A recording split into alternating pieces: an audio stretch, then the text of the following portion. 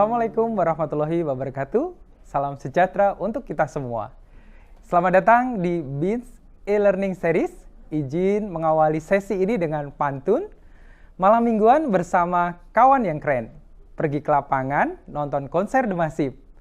Sesi ini izinkan kami sampaikan peran KPWDN untuk pertumbuhan ekonomi keuangan yang inklusif. Perkenalkan, saya Narso dari Departemen Regional akan sharing terkait dengan pengembangan UMKM dan XR di Bank Indonesia yang melibatkan DR, KPWDN, dan Satuan Kerja Lead di kantor pusat. Tujuan pengembangan UMKM dan XR diarahkan untuk mendukung perluasan replikasi model bisnis yang meliputi kelompok subsisten, digital farming, UMKM orientasi ekspor dan pemberdayaan usaha pesantren, serta berbagai success story yang telah diimplementasikan oleh KPWDN. Hingga 2022, sejumlah KPWDN telah terlibat dalam replikasi model bisnis. 16 KPWDN target replikasi kelompok subsisten, 33 KPWDN replikasi digital farming, 25 KPWDN replikasi UMKM orientasi ekspor, 30 KPWDN replikasi pemberdayaan usaha pesantren. Untuk mendukung proses replikasi model bisnis, DR menyediakan knowledge repository.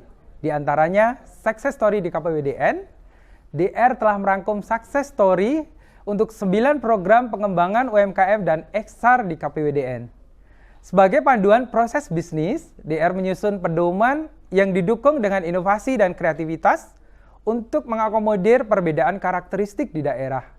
Hingga saat ini, DR telah menyusun 14 pedoman pengembangan komoditas dan 5 pedoman aspek operasional kebijakan pengembangan UMKM dan XR. Pelaksanaan sinergi flagship program merupakan bentuk selebrasi outcome atas pelaksanaan replikasi model bisnis di daerah. Besaran outcome merupakan cerminan implementasi strategi 3OK dan 3M dalam pelaksanaan replikasi dan operasionalisasi kebijakan pengembangan UMKM dan XR. Berikut merupakan journey kinerja KPWDN dalam mendukung sinergi flagship program yang mendukung 10 flagship pemerintah dan BI-wide antara lain ASEAN, GBBI atau BWI, Regional Investment Forum, GNPIP, KKI, ISEP, FECDI, KRIS, PK, dan CBP. Dalam pelaksanaan flagship program, pencapaian event pendukung UMKM non-syariah lebih tinggi ketimbang event pendukung UMKM syariah. Hal ini terlihat dari capaian bisnis matching dan transaksi penjualan event UMKM non-syariah yang berkontribusi lebih dari 50% terhadap total capaian flagship program.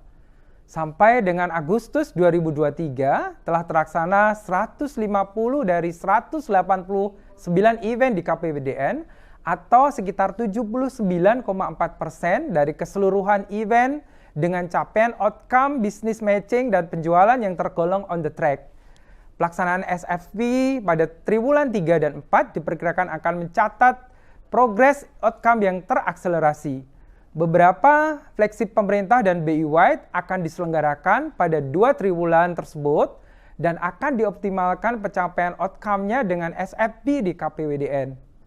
Berdasarkan data Sikepang, triwulan 1 2023 pengembangan UMKM termasuk UMKM syariah oleh Kantor Perwakilan Bank Indonesia sebanyak 1.845 UMKM dengan rincian 37,28% UMKM telah terkorporatasi, 76,35% memiliki kelembagaan formal, 75,91% terdigitalisasi, 27,03% merupakan UMKM pendukung pariwisata, 14,88% telah melakukan ekspor, dan 45,07% merupakan UMKM yang menerapkan prinsip syariah, serta 58,37% termasuk kategori UMKM hijau. Mekanisme koordinasi internal pengembangan UMKM dan XR di Bank Indonesia melibatkan DR bersama Satuan Kerja Lead.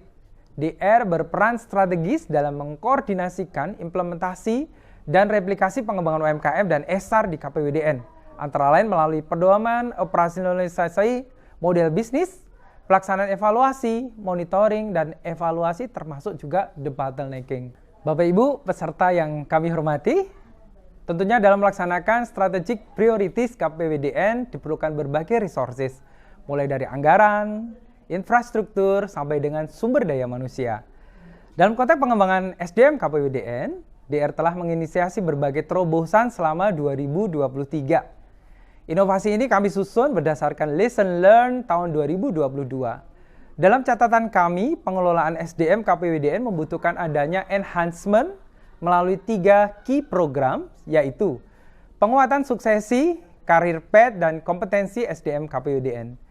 Penguatan tersebut dilakukan dengan mengedepankan strategi 3S, sustaining, synergizing, dan strategizing untuk mencapai end state yang ditargetkan, yaitu pencapaian kinerja KPWDN secara optimal. Kondisi saat ini dari pengelolaan SDM adalah potensi penguatan succession plan SDM KPWDN, potensi penguatan karir path SDM KPWDN, dan kompetensi SDM KPWDN yang masih perlu penguatan. Dengan penerapan strategi 3S, desired state yang ingin dicapai adalah terpenuhinya suksesi KPWDN yang jelas, terwujudnya karir path SDM KPWDN yang terencana, dan kompetensi SDM yang kuat sesuai dengan arah kebijakan dan menjawab tantangan terkini. Demikian BINS e-learning series terkait dengan materi pengembangan UMKM dan syariah serta pengelolaan SDM KPWDN oleh Departemen Regional. Semoga bermanfaat. Wassalamualaikum warahmatullahi wabarakatuh.